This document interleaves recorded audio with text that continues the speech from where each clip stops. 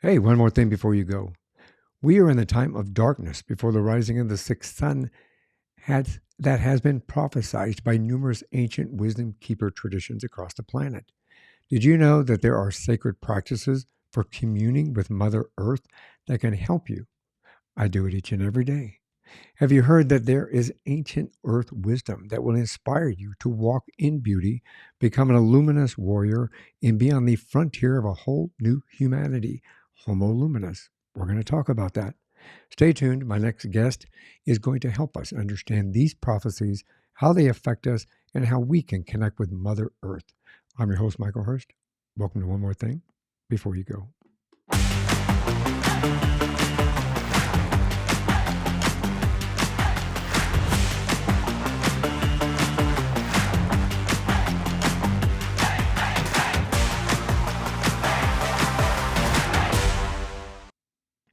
My guest in this episode is Kerri Hummingbird. She's a medicine woman, mother, and a mentor. She's the founder of Inner Medicine Training and a mystery school that shares potent ancient traditions from the Andes and the Himalayas for owning your wisdom and living your purpose. I wholeheartedly believe in living your purpose. She's the number one international best-selling author of The Second Wave, Transcending the Human Drama. It's an international bestseller with over 190 weeks. And Love is Fierce, Healing the Mother Wound, which describes the most direct path to self-realization. As the host of Soul Nectar Show on its podcast, Ms. Hummingbird inspires people to lead their lives wide awake with an authenticity, passion, and purpose that positively impacts others. I love that word, purpose.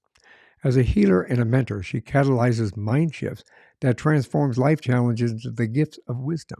Her newest book was released on Earth Day 2023, and it's called The Inner Medicine, Becoming One with Mother Earth for the Survival of Humanity. Welcome to the show, Kerri. Oh, I'm so grateful to be here and share this message with your audience. I'm looking forward to this fantastic opportunity for people to really get a better understanding of where Mother Earth is standing, because I know Mother Earth has been kind of mad lately. We can talk a little bit about that, Mhm. and how we can help ourselves to kind of integrate us within a unique perspective of wisdom that we can hopefully learn and ingrain within ourselves and help our lives move forward with that purpose. Yeah, I love it. And yes, Mother Earth has been trying to communicate with us, right? And a lot of people may have a lot of reasons why, or fingers pointing at who did what, who Hmm. did that pandemic, who made that happen, who did this, who did that. And if you extrapolate it to the biggest picture, well, what's the consciousness underneath all of us to inspire us to take certain actions, you know, and Exactly. have certain outcomes? So we all got put in a timeout in my book by Mother Earth for 3 years. Well, I never thought about that. Mother Nature put us in a timeout. She did. She said, "You better go to Yeah, your that's, room and think about what you're doing." yeah. And you can't do the who done it or, that kind of a thing because, time for reflection. I'm back. I like to start at the beginning.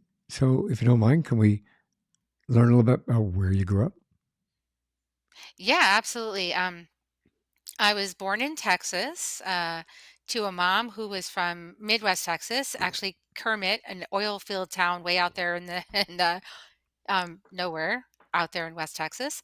And she moved to the big city in Dallas and she met my natural father and got pregnant with me when she was told she'd never get pregnant. And so that was a surprise because the relationship she picked maybe wasn't the kind for having a child in. And he was wild in the 60s and loved parties and all that kind of stuff. And that wasn't really conducive to raising a girl child or any child really. So she left him and moved in with another man who seemed way more promising. And as the story goes, in those days, I was born in 1969, so like 1970-ish. Women couldn't really provide their own income for themselves, oftentimes, and they needed to find a husband to provide for their child. And that placed us in a pretty dangerous situation for about 4 years with this person who was a violent drunk. And you didn't know that at work, but you sure found out at home. And so my early years are really traumatic. And Luckily, my mom was very feisty and still is and didn't give up. And she found husband number three, who ended up being my dad until he passed away in 2017 and was a beautiful example of a loving father, a beautiful father. But what I really got out of this experience was a deep investigation in the human psychology because I spent 20 years in psychotherapy on the couch trying to heal myself, trying to find the reason why I couldn't be happy, why I had broken relationships, why I was so angry, all of these things. And I didn't find the answers on the psychotherapy couch. I had to go beyond that. I had to take the leap of faith and in the take the great departure and let go of everything I thought I knew about myself and the world. Let go of the medical model, let go of all the things I was told were supposed to heal me, and find something else in the mystery. And that is what saved my life. And so I'm out here sharing with other people a mystery school teaching, which is to leave behind everything you thought you knew. We're in a big wake up call right now. So everybody's in the wake up call. And we're going to take the great departure. All the systems are crumbling down, all the things we thought we knew. And we're heading into the mystery. And so I'm really happy now since I took that journey. I found out who I am. I got reoriented. I realized I was in upside down world. The world is now right side up. My feet are on the ground. I'm connected with Mother Earth. I'm plugged back into that mycelial network of the earth, the mushroom network of earth. If you know anything about mushrooms, they form a backbone of communication across the whole planet through the roots of trees, and humans can plug into that too. And so I'm plugged into that now, and I get all kinds of guidance through my body and through my mind and my knowing, and I let it guide me, and that's called intuition. So I think a lot of people are opening up to that now, and I'm really excited about that. So that's basically my journey. Super That's an excited ama about sharing it. that's amazing, Joe. It's amazing. No, I've kinda heard a little bit about that mushroom theory. I would like to know a little bit more about that. We can talk about it as we go through, but I'm gonna have to make a note to go back to that because I'm really interested in the concept of that. I do understand it. I do believe in the universe and we're all connected to the Mother Earth. We're connected to the trees and the plants and the bushes and the birds and the bees. And we have that connection. I sit on the back porch and we have hummingbirds that come in and we have bees that come in and we leave them alone and they come through and they'll buzz in front of our face and say like thank you and move on and do their thing with all the flowers and so forth because we respect them. We respect everything that's within here. We respect the trees and the bushes and I talk to my trees. I hug my trees and talk to them. Yeah. um, so yeah, I think that this is an amazing, so you have an amazing journey getting to where you're at, especially evolving on the positive side of it, because there are so many that don't. I grew up with alcoholic parents, and so I understand some of your journey in regard to a dysfunctional family environment that doesn't always allow us to grow the way we should grow, and sometimes we don't always come out of that on a positive end. And I think that your journey brought you to a good point in your life and allows you to help share that experience so that everybody out here, including myself, know that we're not alone. So thank you for taking that journey. When you grew up, did you have? I mean, I know where you're at right now, and you've accomplished so many things. But did you, when you were growing up, did you go to university? What do you want to be when you grow up? I wanted to be a writer, and look at I am. And you are. I am. So, I mean, when I was in grade school, I think I wanted to be artistic. I wanted to be a dancer at one point. I thought I was going to be a ballet dancer. There was a lot of things I thought I was going to be. Definitely expressive. I have sage casting, so I'm obviously out there a performer. I like to speak. I like to share. I like to tell stories. I like to move and dance and sing, and so that's just kind of in my nature. And the more that I've healed, I've gotten back in touch with a lot of those gifts. And I sing now. I sing Mhm. in healing songs for people, and that touches their hearts. And there's this magical healing that takes place in the tradition of the jungle people that they do the song healings. And so I do that now and I love it. The songs opened up in my heart and I sing. But when I was in college, I thought I was going to be a professional artist or a writer, and I Mhm. am a writer, but I thought I was going to be a professional artist. I took art for the first time and I thought, I love this. This is great. I want to do this. And then my dad's like, you're going to study computer science because there's no way you're going to make a living at that. And my dad was very much in the computer stuff, and he was a smart guy. He always wanted me to have something to fall back on. So for 20 years, I was in high tech and I in Silicon Valley, and I was a very well sought after consultant in high tech for technical writing. And always had contracts. If I said I was open, I had like a dozen contracts fall in my lap, kind of thing, like Oh, more work than I could possibly do. And always did really well with that, but I didn't like it. It wasn't like my passion. I wanted to do art. And so, yeah, I went to I took all this creative writing in college, and I wanted to be literary journalism is what it's called. Literary journalism is when you tell your story as in a fictional way, but it's a true story. But you tell it artistically and kind of flowery, and you use beautiful language, and you use metaphors, and you get poetic with it. And that's literary journalism. You're telling the story, but you're telling it in a story way. And I always wanted to do that, and I'm doing it now, except that some people don't think my stories are real, but they are because they don't believe in spirituality, right? well, that's like the wise men that used to sit around the fire, and the storytellers, and they would tell the story. There most of the time they were true. That's how the history got passed along, but they like to Yep. tell them in that fashion.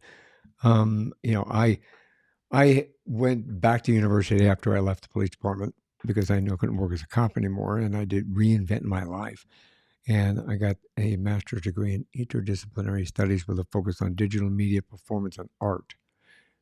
Just because we can relate to some things here Yeah. in regard to that, because that was my second passion.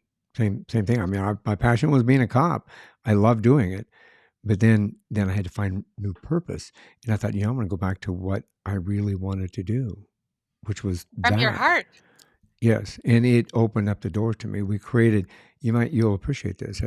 My capstone project thesis for my master's, we had to do I did a documentary film that utilized creative arts for healing, and it emphasized music and dance and drama and art, and how you could get closure with that. You can use music to heal, and talked about how the World War II vets, that they didn't know what PTSD was way back then.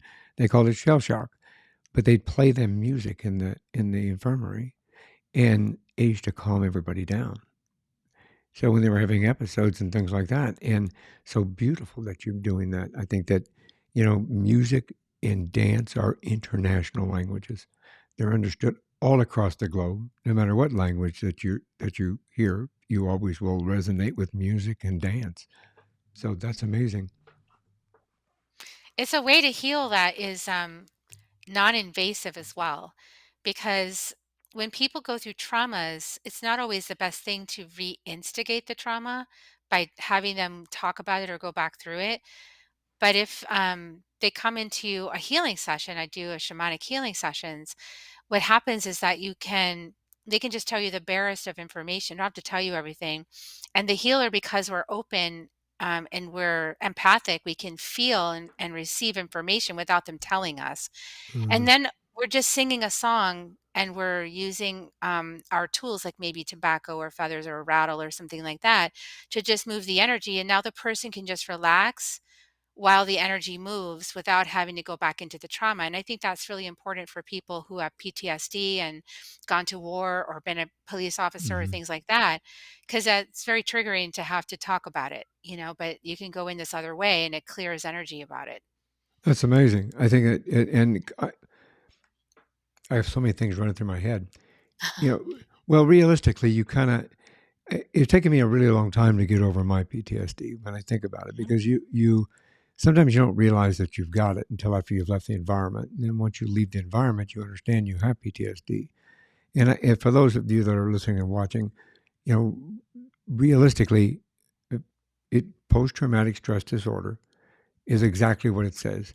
You could have gone through any kind of a traumatic situation, whether it be domestic or an outlier like war, or being a cop, being a firefighter, being a paramedic, being a doctor, a nurse, anything like that, that allows you. or creates a traumatic incident within your life that sticks with you and then has an effect on you that won't allow you to move forward in a particular way. So, what you're talking about, releasing that negativity and allowing that to flow out of your system, is beneficial, correct? Yeah, absolutely. And a key part of the healing in that is to reconnect the person with Mother Earth, actually, is to ground the person's body back in the planet. And heart math, for anybody that's scientific and wants like to geek out on the details of it, heart math explains how all this works. When you align your heart with the Earth's resonance, what happens is that you come out of fight or flight or freeze, and you come back into a regulated nervous system. And when you're in a regulated nervous system, you notice how exhausted you are from all of that fight or flight and the PTSD.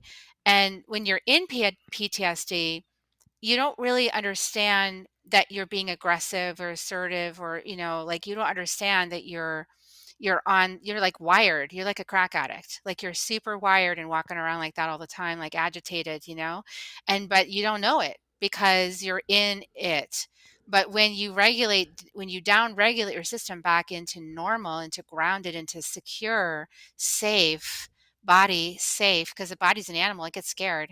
The body's safe, now you see things way more clearly, and you can slow down and notice things that you wouldn't able to notice before.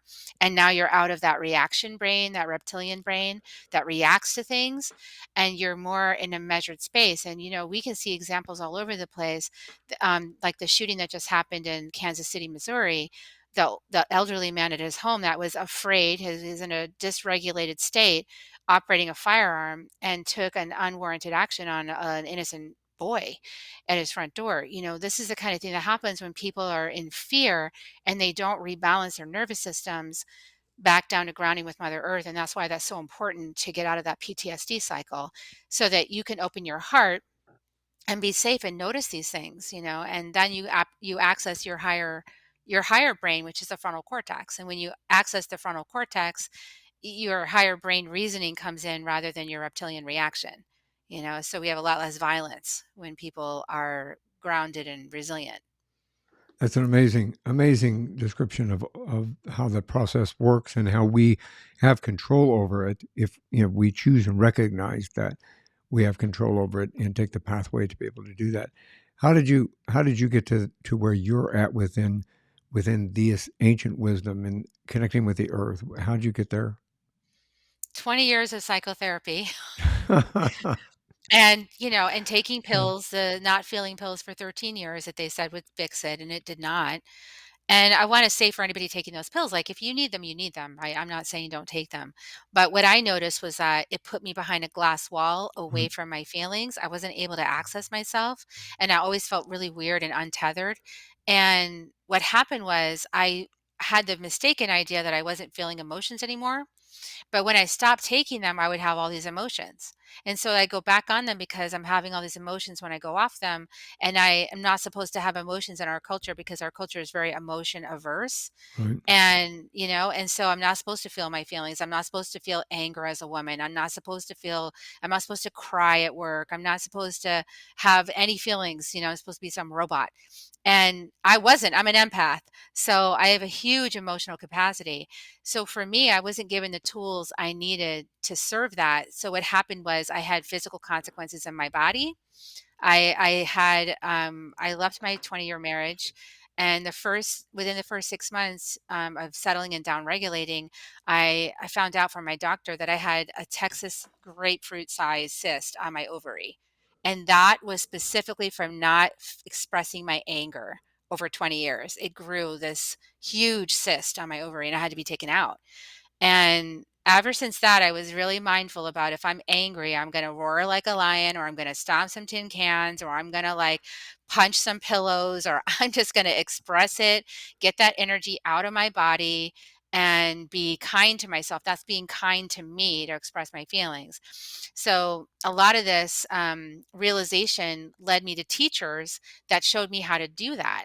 And these teachers happen to be shamanic teachers, because shamanism is really about getting in your body and being on the planet fully. A lot of people have an idea about what that word means or what it means, and they have some pictures in their head. But what actually it means is being close to Mother Earth, like the indigenous people living very close to Mother Earth, really in nature. Your body is part of your natural self, getting in harmony with your body and your natural self in the environment. And emotions are part of the human experience. So getting in touch with your emotions and your feelings and learning how to hold yourself and self-care by expressing your emotions, not necessarily to create more drama with somebody else. It's not about that. It's really about honoring the experience you're having and being there for yourself first, and then coming to the relationship after you've gone through the emotional wave. So we have to learn how to, I think as a culture, we really are not equipped to deal with our emotions right now. We don't have enough training on it. We don't have enough experience with it, and we need more, because taking a pill to make it stop doesn't really make it stop. It just stuffs it in your body, and then you get, a lot of people sick right now, right? Like they have cancer, they have all these diseases. That's emotion stuck in the body that's not been expressed. Yeah, I've heard that before, in regard to that everything that's held into us. In fact, my wife insisted for the longest time that a lot of my rheumatoid and the inflammation was all the repressed, memories and the anger and the issues. And because, as you mentioned earlier, this society and culture doesn't allow us to express our emotions the way that we really need to be expressing our emotions. It's always stifled. And as a cop, it's absolutely stifled. You can't show emotion, you can't show fear, you can't show anger. You have to keep a very, robot, like you said, a robot-like state in order to handle situations or to, handle people in certain situations and things like that. So it, I can say that once I learned to kind of let go, to validate what you're saying, when I kinda let go of a lot of that, I still have some work to do, but when I let go a lot of that, obviously my it was easier for me to start managing my disease from a more naturopathic and holistic approach compared to the 9 medications that they had put me on. So it let me get off those as well. So just to validate everything that you were saying from Yeah, my perspective, it's a big it deal. it is very much so, and doing it that way, it is, as you had said, in living with. I was lucky enough and grateful enough to have Native American friends and a Native American medicine man that it really showed me some positive aspects of connecting with Mother Nature and, taking the time. He said, take your shoes off, take your socks off, and go just stand in the grass, feel it, It's that touch it, simple. connect it. It's that simple. And it is, I'm grateful for that. I'm grateful for that because it allowed me a better understanding of connecting with that. And as I healed myself and healed everything I need to heal through my operations and everything, it gave me a foundation for really connecting with that in order to help heal. I'd go out on the back patio and sit and just meditate, listen to the birds and the bees and the wind blowing through the trees and feel it and experience it and allow me to connect in such a way that it allowed me to heal faster. And it does. And I would say all of us enjoy peace, right? And but the authentic peace comes through the ability to face your feelings and be with your feelings when they Yeah. arise and be able to hold yourself through that and transmute the energy. That's where authentic peace comes from. I used to do the fake peace, try to make the peace without going through the conflict and stop everything, and that doesn't work very well. You get body problems, you get PTSD and other problems, right? So Hmm. yeah, we need Very more much better so. training. Mhm. We do, we do. Well, we're going to enlighten some people here, so a little bit more about how to be a warrior for yourself. Yeah. Um, so you have made some trips to. How did you learn about the ancient traditions from the Andes and the Himalayas? How did you get to that point in your life? Can we Well, talk and about that? so yeah, absolutely. So that was a synchronistic connection, I mean, I had made the decision to leave the paradigm, leave the marriage, leave the psychotherapy, put the drugs aside, and just venture off into the wild mystery and say, "Okay, whatever's here for me, show me the next step." And the next step was yoga, and then after that, the next step was an introductory shamanic class with a local teacher. And then I went to this fire walk event. I walked across fire with this teacher, one of my teachers, who became my teacher for 6 years. And wow, oh my goodness, it was really opening for me and it was really mind blowing. It really shattered a lot of my belief structures about fear and what was going to hurt me and what's not going to hurt me. And then I started studying with her. And at the same time as I was beginning my training with her, another friend of mine said, "Hey, I know you're really liking this shamanism stuff. I saw this thing on this website that's like a donation website you might be interested in." And it was this course with the four winds and Alberto Villaldo. And I looked at that course and I said, that's really interesting. I want to know more about energy medicine. I want to know more about Peruvian and Andean shamanism. I want to know more about how I can heal my body and my mind through energy medicine, through the light body. And so I entered to win it and I won it. And I started the course at the same time as I was studying with Heather Ashamara. So I did both programs simultaneously. And so I was studying Toltec wisdom from Mexico. And some people might know the Toltec wisdom through the Four Agreements by Don Miguel Ruiz. My teacher was a apprentice of Don Miguel Ruiz. And so I studied those teachings in depth beyond just the book. There's so much more than just that simple book to study Toltec wisdom. And just those four agreements are hard enough by themselves to actually do. You know, don't take anything personally, don't make assumptions, be impeccable with your word, and do your best. Those are tough things to actually do. So I was practicing that at the same time I was studying the Light Body School. And at the Light Body School is based in the Four Winds that Alberto teaches, is based in Andean shamanism. And so he'd have the Caro shamans, that's Q apostrophe ERO, for anybody who wants to look it up. He'd have the Caro there with their rainbow ponchos and just such bright, loving, unconditionally loving people. It's amazing the love that they have in their hearts. They live high up in the Andes Mountains. And that was my first exposure to actual indigenous people.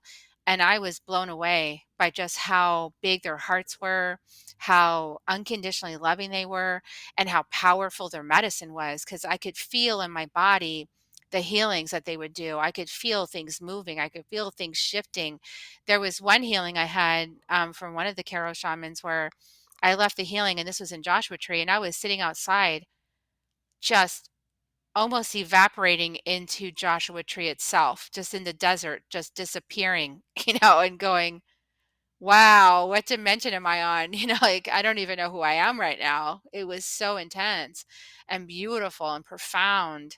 And, that I really realized what happens when you get cleaned out of all of your dramas and all the stories you've told your whole life and they get cleaned out of you. It's like, yeah, freedom, you know, and I was experiencing that. So I teach that medicine now. I mean, I have my own mentors that watch the own family that watches over me from the Caro. They support my work, and I now train people in doing that work too.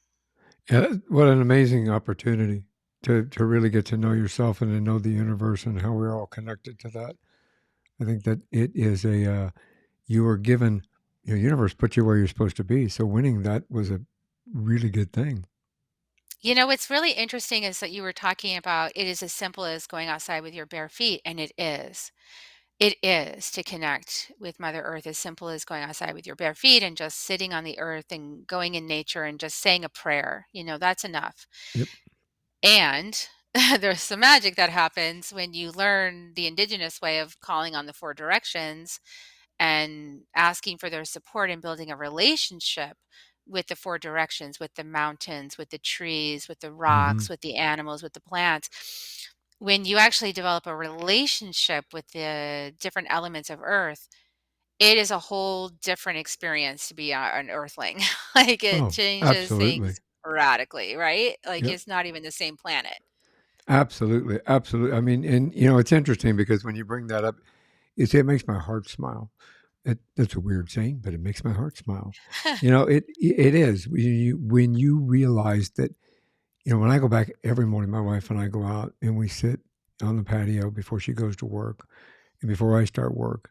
And, even our dog's like, okay, it's time. It's time. Come on, outside, kind of a thing. And just close your eyes and listen and feel and just look. see, and you can see everything. You can really get yourself in touch with Mother Nature, including the breeze, the wind, the rain if it's raining. The ground, the soil, the patio that you're on, because I have a stone patio, so which is still part of Mother Earth. It is an amazing feeling when you can do that every morning and start your day like that. And we end our day like that because we feel after everything that we just gone through during the daytime, we reconnect. And it's a wonderful, absolutely wonderful thing. So I hope we can teach the people today to do that and encourage them to kind of at least take the first step to get it accomplished so they can feel the same way that we feel when we do that. Um, I know that you had, in some of the stuff that I'd gotten from Bonnie, you mentioned that we are in the time of darkness before the rising of the sixth sun, as prophesied. Can we talk a little bit about that? Yeah, absolutely. I mean, I know We there's don't wanna we there's don't wanna plenty. leave people hanging. No, I mean, really, I mean, I know that we're in a lot of turmoil right now. I know Mhm. politically, society wise, Mother Nature wise. As I said earlier, I think Mother Nature's a little mad. I mean, with the hurricanes, the tornadoes, the flooding, the 700 inches of snow, and this kind of thing. So I think, yeah, let's talk about that, can we? Yeah, absolutely.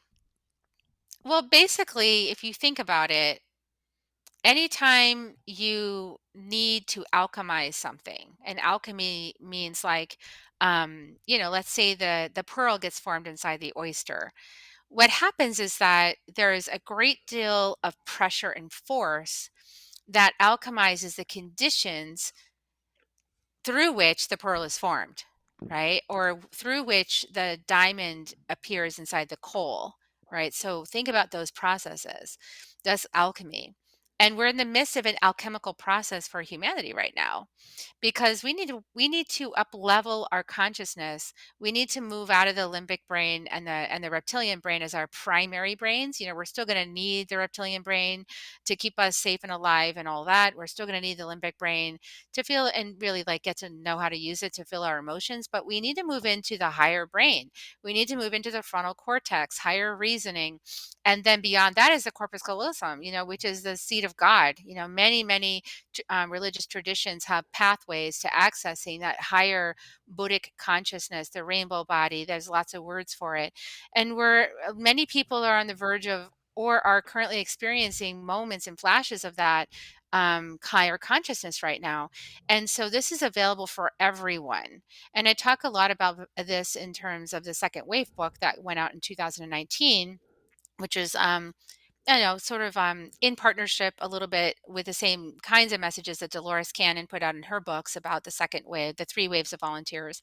But basically, this is the time on the planet where everything is getting tense and alchemized and like really, really pressurized so that we can have an alchemy in human consciousness to a higher level of consciousness, which is going to be called Homo Luminous or whatever else you want to call it. But my teachers are calling it Homo Luminous.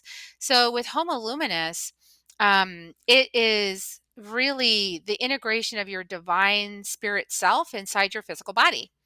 So you want to integrate these energies so that you're operating as a divine soul inside of a human vessel, merging the masculine energy, right, with the feminine body, the material with the spirit, the heart with the mind, all of this. And this is what the prophecies have been saying across much of the world. And the South American prophecy goes something like, in the time of the eagle and the condor, when the eagle and the condor fly in the sky, the rainbow children will return to earth and lead everybody back to peace for a golden age. And that's the time we're in right now. So the eagle represents the mind and, the spirit, and the condor represents the heart, and community and connection. And so we've had like amazing ingenuity from the eagle mind in Western culture, amazing ingenuity. We have all this technology. We can communicate with each other across the whole planet. We can share information very rapidly.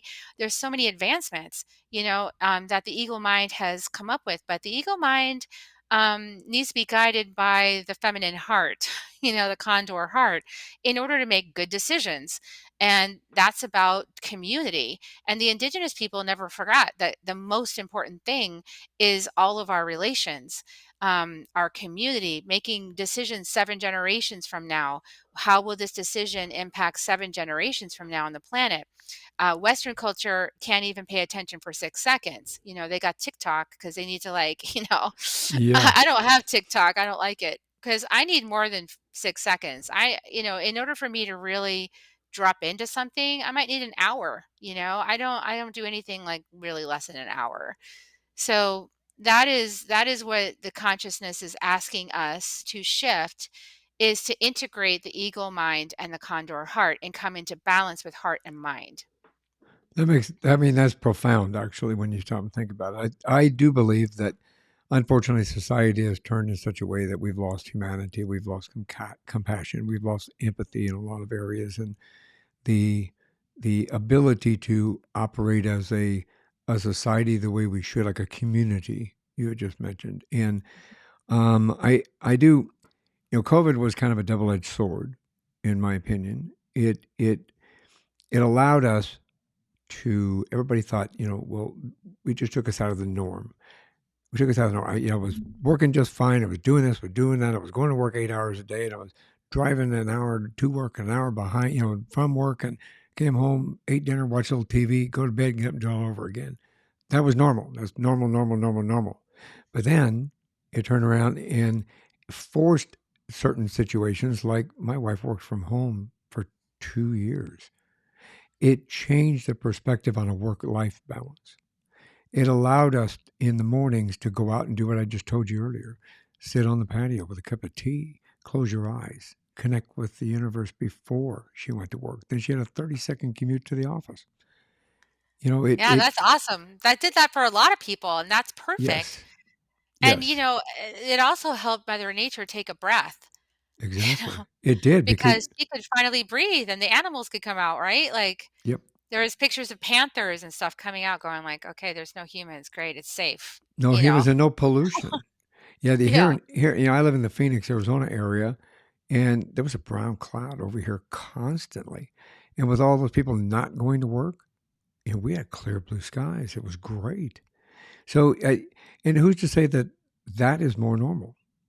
To me and my wife and my kids who got to experience all of that, that was more normal than going back to work and trudging away for 8 to 10 hours a day, driving in horrific traffic where everybody's road raging and yelling and screaming and hollering and stop and go and stop and go and stop and go and driving through pollution. You know, Unfortunately, now they're going back to that. What they think is, let's get back to normal, get back to normal. That's upside down world, and That's that's what I was upside talking down. about. That's upside down. I mean, what's right side up is what we experienced and being able to stay home and have the nice clean environment and less noise from all the cars and all the airplanes flying overhead. Like, we had, like, way less noise, we had Yeah, more peace and quiet. That's actually more normal. I mean, humans are really loud and noisy, that's a really fact. loud inside their brains and outside, Well, yeah, so and a nice work home life balance is what we need. I mean, my wife got to have breakfast every morning. I mean, look, as a cop, my wife and I've been married. We're together 34 years this year. Our 34th wedding anniversary is the end of this year. Um, congratulations. Thank you, thank you. It's been a journey. It's like anywhere. It's. I'm very grateful with everything that we've gone through. Everything that I say we because they went through when I got injured. They went through when I was in a wheelchair. My daughter pushed me around in a wheelchair, and my wife had to carry me to the toilet. So, it changes your perspective on things. I am grateful for my wife and my kids and my sister and my brother-in-law and those around me, my colleagues. I'm very grateful for how they pulled me through because I was in a dark place for a while. Based upon that, I had things yanked out from underneath me. I lost my ability to be a father who I thought I could be, that I needed to be because of the circumstance that it was in. There were so many things that they got reevaluated. Well, during that time, it also gave us time to reflect on I worked constantly myself. I was a sergeant. I had a team of individuals. I was on call constantly. I got called out of the kids' plays. I got called out of the kids' dances. I got, you know what I mean? It called out of dinner. We're in the middle of a movie. Pager goes off. It Yeah. it it changes you.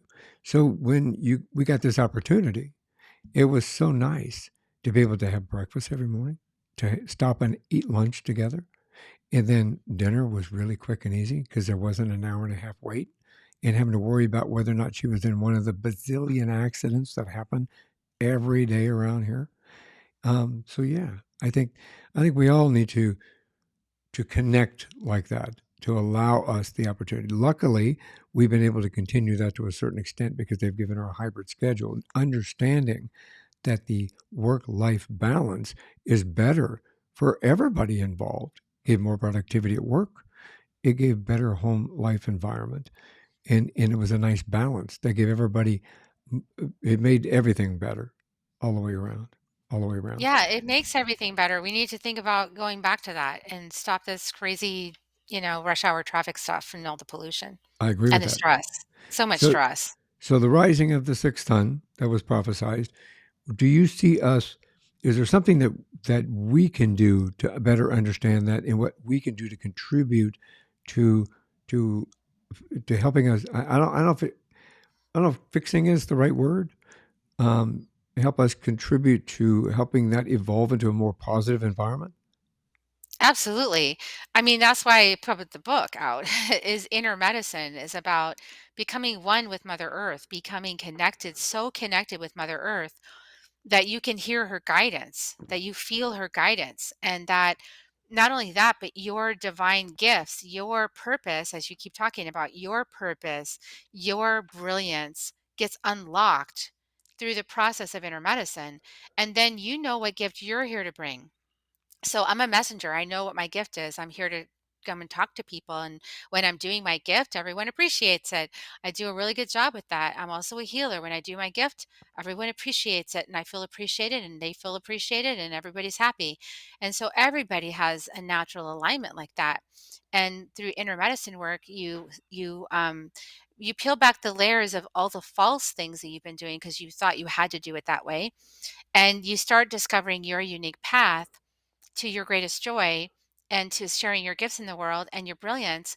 And we need your brilliance because, you might be the one that figures out the solution for how to clean up the oceans. You might be the one that figures out the solution, simple stuff, that everyday stuff. How could we, how can I have candles on my altar without like using so many little tin things, things like that. There could be a whole lot of things that different people revolutionize just from their brilliance to help solve problems that make a huge difference in the world, one little tiny bit at a time. And if we're all doing that, of course we're gonna clean up the planet. We're gonna be in better relationship with her, and we're gonna have more balance, as you said, more. And in the Andes Mountains, they call it Ayni, Ayni. When we're in Ayni, right relationship with Mother Earth, things always go better. They go harmonically. And we want to be back in harmonic living rather than discord living.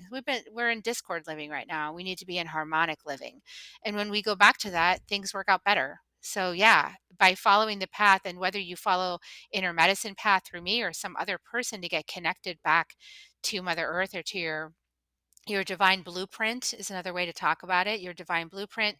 Astrology is a great aid for that. I love the gene keys. I use the gene keys with my students in my programs. GeneKeys. Human design is another great way to discover it. Numerology is another great way. I've interviewed all kinds of people on my podcast with those different methods.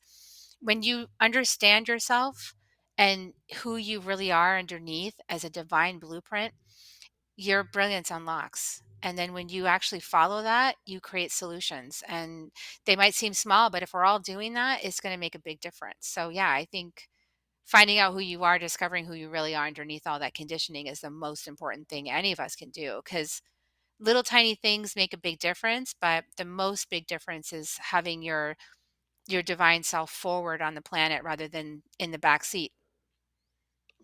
Is that what you call a luminous warrior? The Luminous Warrior is a construct I learned from my teacher, Alberto Villaldo, and I love this medicine, this idea as an archetypal energy to tap into the luminous warrior in those moments when we don't feel so luminous. you know like we get upset because somebody is being aggressive towards us, or we get into a fight, or things didn't go the way we wanted, and then we're not very being very luminous in that moment. We're being a little bit human, which is fine. Humanity experience is wonderful, but we might want to elevate that a little bit, right? So the luminous warrior archetype is one that has no enemies in this world or the next. And I love this. It's like, how do you have no enemies in this world or the next? And it's not by subjugating yourself or Right. suppressing yourself, right? It's by really honoring all sides of a debate, all sides of an issue, all sides of a scenario. And how we do that is through non-engagement. We don't need to be right anymore. We give up the need to be right. We do that through detachment. So we don't allow ourselves to get hooked into a situation or the drama of a situation. We feel our feelings. If we have feelings, we feel those feelings fully and honor the expression of those feelings. And then we listen for the wisdom inside those feelings that Mother Earth is giving us. And we get quiet, right? So we get really still and quiet and listen. And when we do all that, we can see the beauty of the situation. And when we see the beauty of it, the divine design, it gets a lot easier to accept it. And then we don't create so much conflict. And, I used to be the queen of drama, so I've learned from the Luminous Warrior how to create peace through diplomacy. And So and my it's a, relationships are much better. it's a learning process. It is. There's a lot of us that need to learn that because sometimes we fall back into old habits. And, we're only humans. So sometimes we'll slip and go back to that little arena. But as long as we recognize it and understand how to move past that, move forward, that's pretty, I think, a positive thing. How can we as an individual understand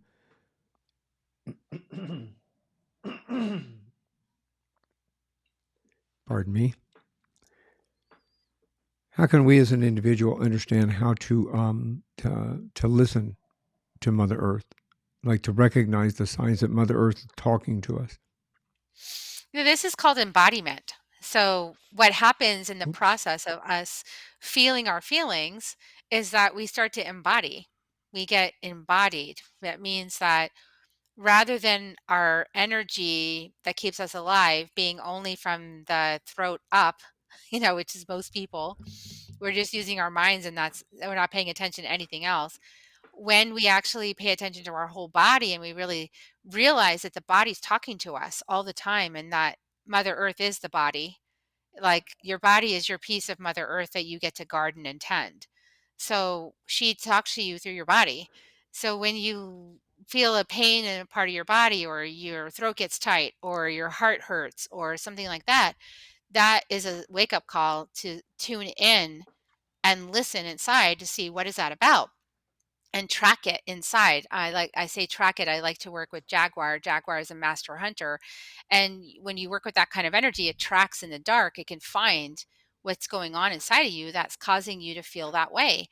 And it might be something's coming up for healing. You might have an encounter with someone that stirs up a really old wound from like childhood, and you're overreacting, and you're to this current moment because this really old wound just got stirred up. And so that's the time to go, oh, whoops, I'm overreacting. Okay, let me go inside. Something's up with me. Going inside and really looking at it and feeling it and listening inside, that's a practice. And the more you practice that, the better you get at dropping right back into that state at a moment's notice. And the more you do that, the more you're embodied.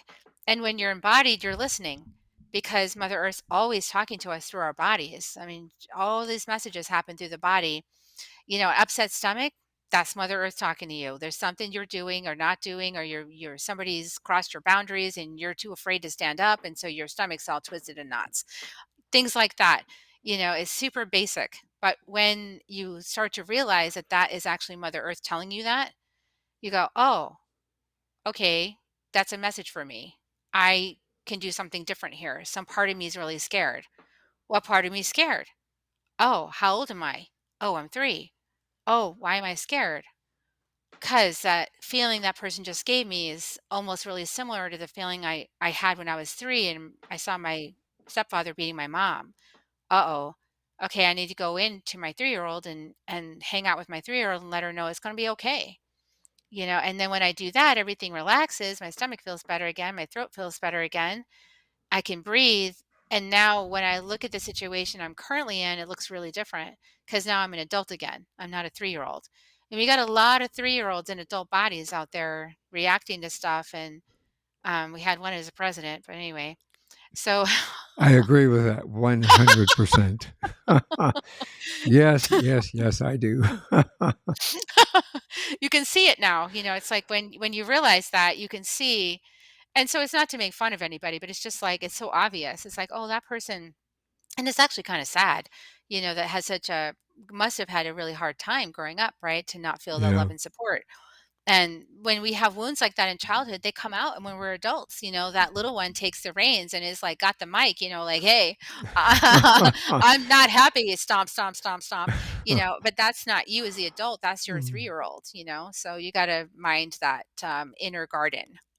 Yeah, I think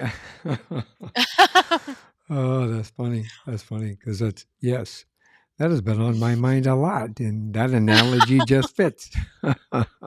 There you go. Oh, that's funny. Only the part that we talked about with somebody else that just acts like that. The fact that we have to deal with our 3-year-old inner selves within ourselves, that's definitely not funny because I think we've all been there at some point in our life because we do, unfortunately. And my wife and I had, and I wish I could remember the name of this. I'm racking my brain for the name of it.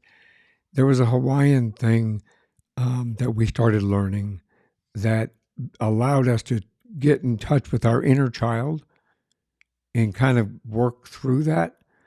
And I wish I could remember what he called it.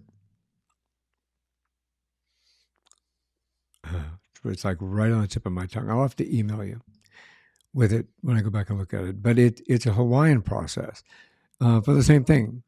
And it basically taught us to go back to those inner children and work through and understand why certain things affected us then that trigger us now. It was an Yeah, amazing. it's called shadow work. So when you do shadow work, that's what that means. It means you notice something going on in your behavior that's out of alignment with the Yeah, circumstance, like you're overreacting or it's the reaction is bigger than like maybe you think it should be. And you have that feeling in your body. It's like, where does this come from?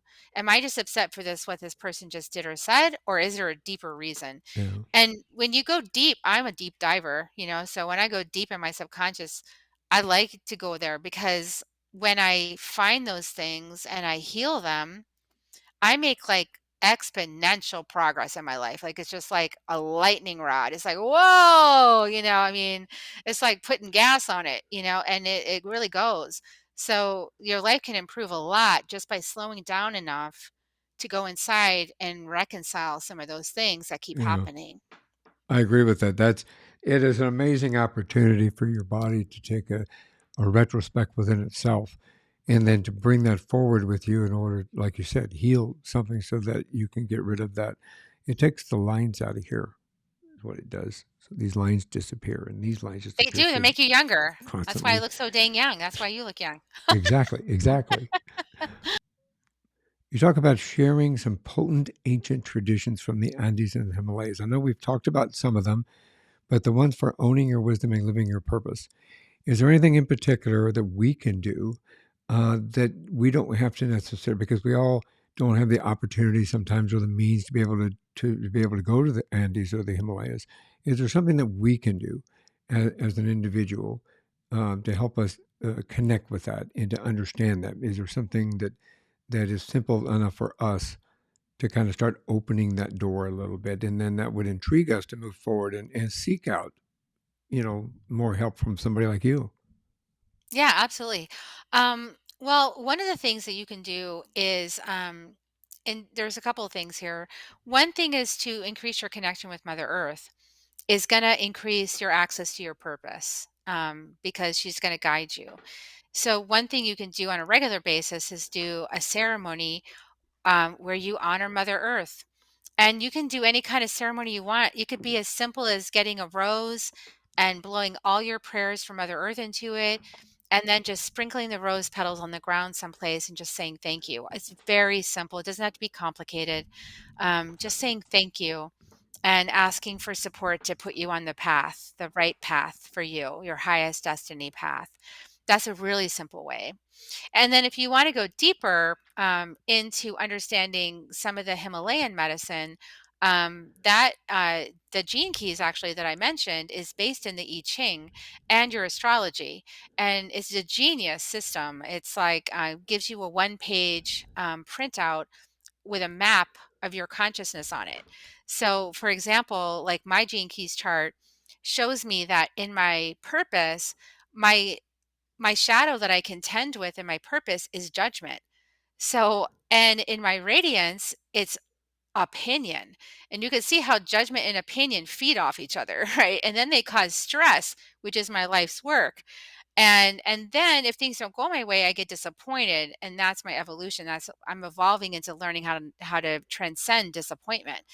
So those are all the shadow frequencies. But when I look at judgment, really the gift of judgment is integrity, because when I see something's when I'm noticing, my judgment is noticing something could be improved, what it's trying to do is create more integrity for the thing, whatever the thing is I'm looking at. And maybe it's society, maybe it's my own life or my family or a relationship.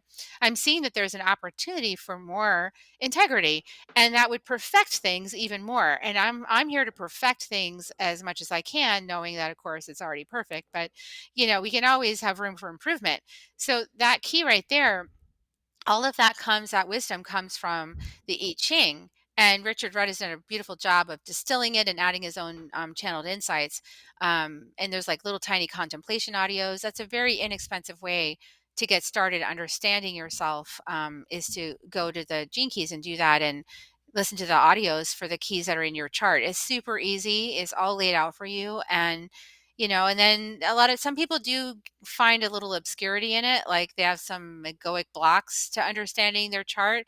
And that's when you reach out to somebody like me, or there's a bunch of Gene Keys guides in the community that you can reach out to as well. That's amazing. Well, I mean, again, I know I keep saying opportunity within this whole conversation, but in reality, opportunity is the first step for us, and then making a choice with that opportunity to move forward and to change our lives in a very positive direction. And I think, yeah, what a great way to start doing that, so that we can start recognizing the fact that there are. Let me try that again. That there is more potential for our own selves to grow, and understanding our growth from that and how we can contribute back to society in a very positive way. So I appreciate that. Yeah, it improves well, when you have the map, doesn't it get easier to get where you're going? Absolutely. It's like having a Well, GPS. exactly. That's why I like to give people a map. It's like, here's your personal map. And they go, Yeah. I hate this map. And I go, I know it's frustrating. And then we work Yep. through it. Anyway, look, I wish I could talk to you for a whole another hour. You're gonna have to come back on the show. There's so much more we could really share and discuss. But I'd love that. I want to be able to talk about everything that you've got, including, you have 5 books, you have a podcast, and you've got some courses and some things that can help people. Can we share with everybody a little bit about those?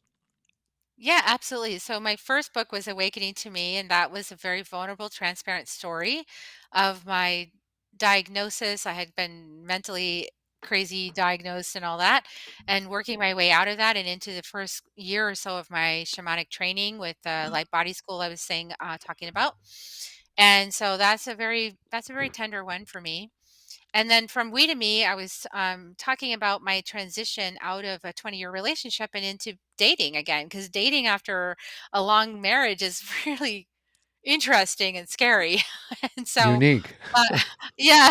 And so I put a lot of those things in that book, and people found it helpful. And then in 2019, I was in my meditations, I heard this prompting, and the way I don't hear like voices, but I hear like just a sense, like a message comes in, and I just know what it means. And I heard this message that said, "You're going to write a new book," and I was like, "I am." What am I writing about? And it said the second wave, and I said, what's that? And they, so the voice was like, well, Dolores Cannon, you've already seen it. So I went and looked it up and I was like, oh, I remember this.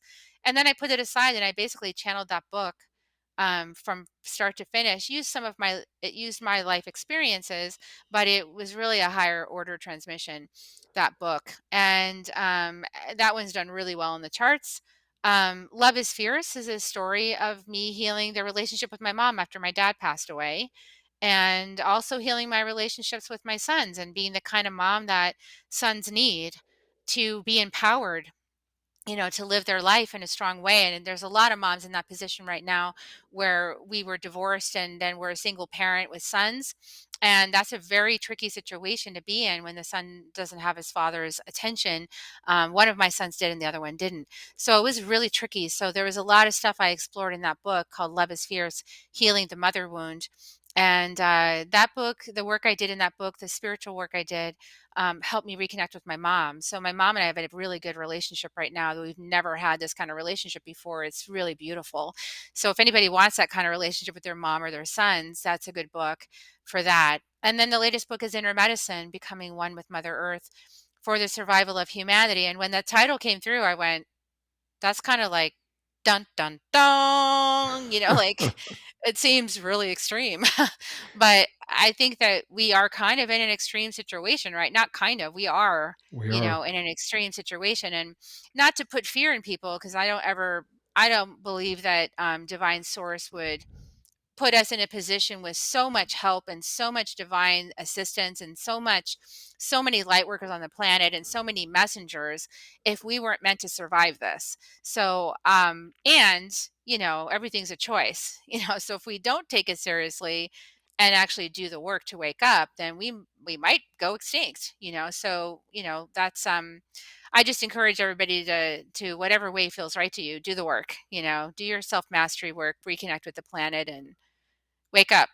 Wake up, Right. everybody. This is your rooster calling, like, wake up. Wake up, wake up. And Yeah. speaking about connecting with you, where can they find you? My website is kerrihummingbird.com. That's Kerri, hummingbird.com. And if you want the first chapter of Inner Medicine for free, you can get it at kerrihummingbird.com/inner medicine, all one word. And you'll get that. Plus, you'll get added to my list for events and things like that. And you have a podcast. I do. Soul Nectar Show. Yeah, Soul Nectar Show. And much like this podcast that you have here, I like to interview people about their stories, how they woke up, how they found their purpose, the challenges they overcame, and the resiliency, the wisdom that they earned through their life's experiences. And I like to have conversations that are what some people would say very woo woo.